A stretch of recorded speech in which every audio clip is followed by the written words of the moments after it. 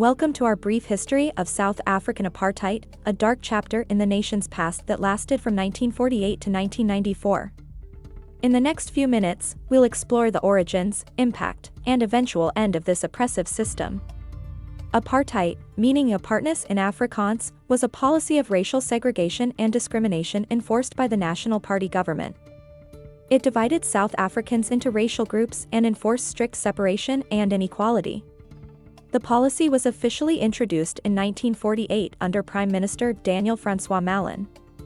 The government categorized the population into 4 racial groups: white, black, colored, and Indian. Each group faced different levels of privilege and discrimination. One of the most infamous aspects of apartheid was the pass laws, which controlled the movement of black South Africans. They needed special permits to live and work in urban areas, leading to forced removals and displacement of millions. Education, healthcare, and public facilities were segregated.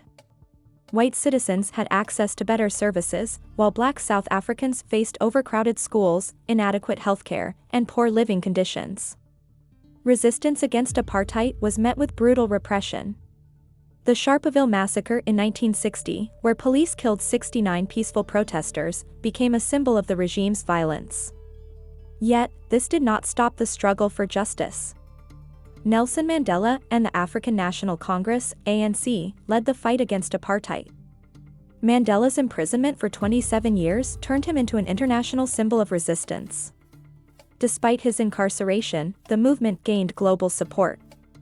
In 1990, Nelson Mandela was released from prison, marking a turning point. Negotiations between the government and anti-apartheid leaders led to the dismantling of apartheid laws.